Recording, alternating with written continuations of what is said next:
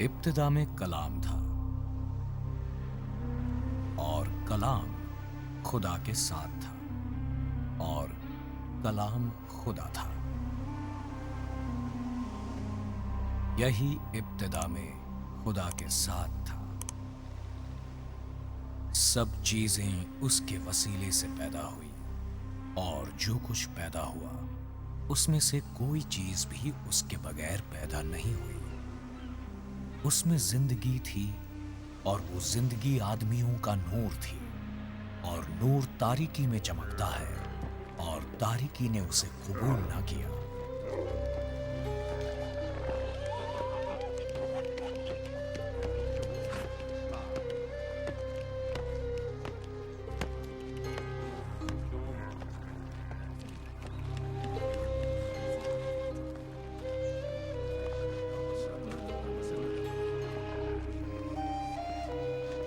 एक आदमी यूहन्ना नाम का मौजूद हुआ जो खुदा की तरफ से भेजा गया था। वो गवाही के लिए आया कि नूर की गवाही दे ताकि सब चीजें उसके वसीले से ईमान लाएं। वो खुद तो नूर ना था मगर नूर की गवाही देने को आया था। हकीकी नूर जो हर एक आदमी को रोशन करता है दुनिया में आने को था।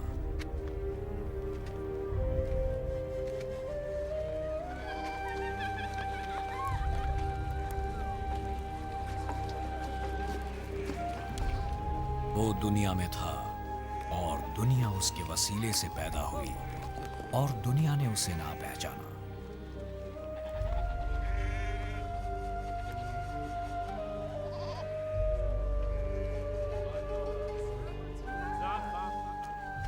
वो अपने घर आया और उसके अपनों ने उसे कबूल ना किया, लेकिन जितनों ने उसे कबूल किया उसने उन्हें खुदा के फर्जंद बनने का हक बख्शा। यानी उन्हें जो उसके नाम पर ईमान लाते हैं वो न खून से न जिस्म की ख्वाहिश से न इंसान के इरादे से बल्कि खुदा से पैदा हुए।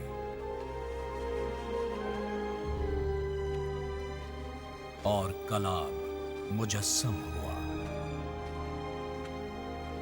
और फज़्ल और सच्चाई से मामूर होकर हमारे दरमियान रहा और हमने उसका ऐसा जलाल देखा जैसा बाप के इकलौते का जलाल। यूहन्ना ने उसकी बाबत गवाही दी। ये वही है जिसकी बाबत मैंने गवाही दी जब मैंने कहा था जो मेरे बाद आता है वो मुझसे मुकद्दम ठहरा क्योंकि वो मुझसे पहले था। क्योंकि उसकी मामूरी में हम सब ने पाया, यानी फज़्ल पर फज़्ल। शरीयत तो मूसा की मारिफत दी गई मगर फज़्ल और सच्चाई यीशु मसीह की मारिफत पहुंची। खुदा को कभी किसी ने नहीं देखा। इकलौता बेटा जो बाप की गोद में है उसी ने जाहिर किया। यरूशलेम से यहूदी हाकिमों ने काहिनों और लावियों को यूहन्ना के पास भेजा। आप कौन हैं? यूहन्ना ने जवाब देने से इनकार न किया बल्कि ऐलानिया और वाज़ेह जवाब दिया, मैं तो मसीह नहीं हूं। तब फिर आप कौन हैं? तो क्या आप एलिया हैं? नहीं, मैं नहीं हूं। क्या तू वो नबी है? नहीं। फिर बताइए कि आप हैं कौन? हमें अपने भेजने वालों के पास जवाब लेकर जाना है। आप अपने हक में क्या कहते हैं? यूहन्ना ने यसीयाह के सहीफे में से जवाब दिया, मैं बियाबान में एक पुकारने वाले की आवाज हूं, खुदावंद की राह को सीधा करो।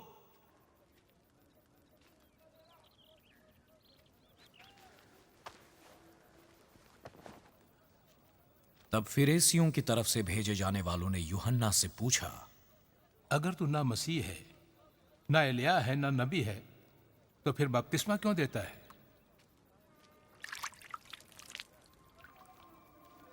मैं पानी से बपतिस्मा देता हूं, लेकिन तुम्हारे दरमियान एक शख्स खड़ा है जिसे तुम नहीं जानते, यानी मेरे बाद का आने वाला, जिसकी जूती का 10 माह में खोलने के लायक नहीं।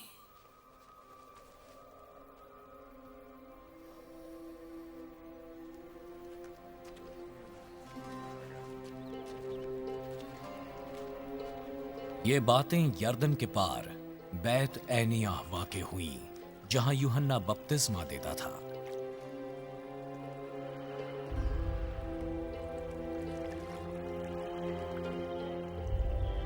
दूसरे दिन यूहन्ना ने यीशु को अपनी तरफ आते देखा।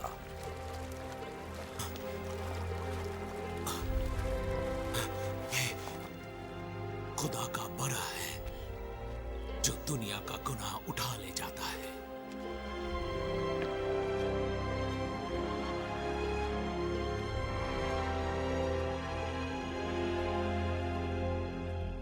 ये वही है जिसकी बाबत मैंने कहा था, एक शख्स मेरे बाद आता है जो मुझसे कहीं ज्यादा महान है, क्योंकि उसका अस्तित्व मेरे जन्म से पहले से है और मैं तो उसे पहचानता न था, मगर उससे पानी से बपतिस्मा देता हुआ आया कि इस्राएल जाए। और यूहन्ना ने ये गवाही दी, मैंने रूह को कबूतर की तरह आसमान से उतरते देखा है और वो उस पर ठहर गया, और मैं तो उसे पहचानता न था, मगर जिसने मुझे पानी से बपतिस्मा देने को भेजा उसी ने मुझसे कहा, जिस पर तू रूह को उतरते और ठहरते देखे वही रूह अल खुदस से बपतिस्मा देने वाला है। मैंने देखा और गवाही देता हूं कि ये खुदा का बेटा है।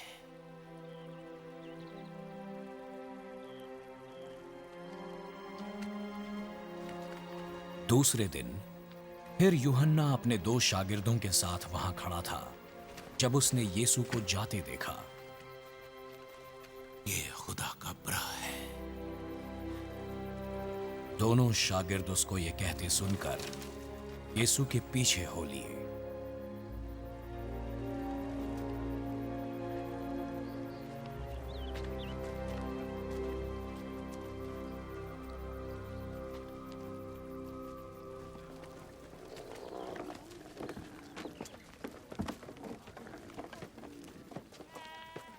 यीशु ने मुड़कर उन्हें अपने पीछे आते देखा। तुम क्या ढूंढते हो? आप कहाँ रहते हैं? ए रब्बी। ए रब्बी। इस लफ्ज का मतलब है उस्ताद। आओ और देख लो। और ये 10वें घंटे के करीब था। बस वो उसके साथ आए और देखा कि वो कहाँ रहता है, और दिन का बाकी हिस्सा उसके साथ गुजारा। उनमें से एक शमून पतरस का भाई इंद्रयास था। हमको मसीहा मिल गया। इस लफ्ज का मतलब है मसीह।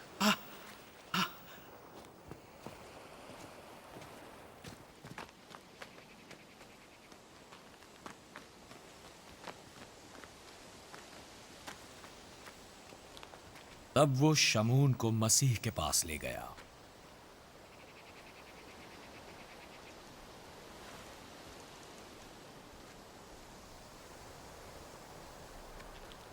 और मसीह ने उस पर निगाह की।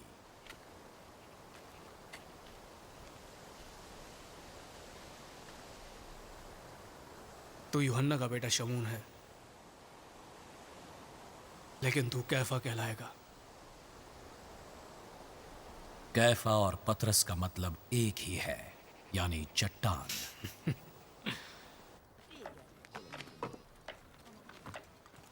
दूसरे दिन यीशु ने गलील को जाने का फैसला किया।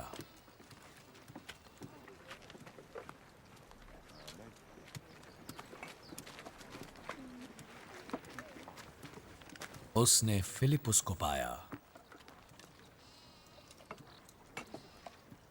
और उससे कहा, मेरे पीछे हो ले। फिलिपुस इंद्रयास और पतरस के शहर बैत सैदा का रहने वाला था।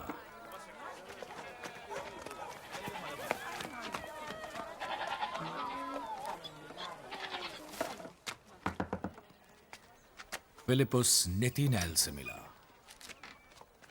हमें वो मिल गया जिसका जिक्र मूसा ने तौरात में किया है और जिसके बारे में नबियों ने भी लिखा है। वो यीशु है, यूसुफ का बेटा, जो नासरी से है। क्या नसीरत से कोई अच्छी चीज निकल सकती है? आप ही चल के देखिए।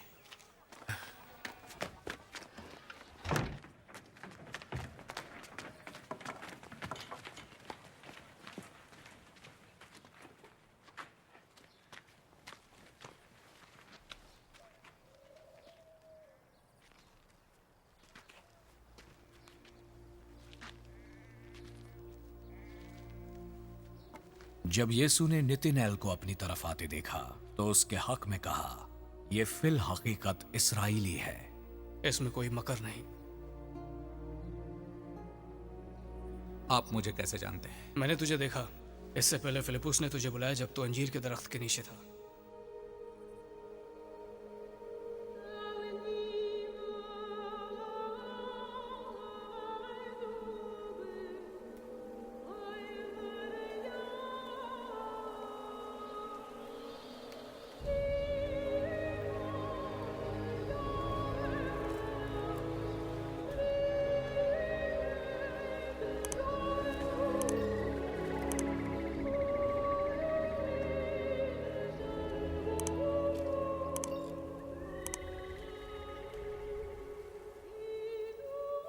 ए रब्बी,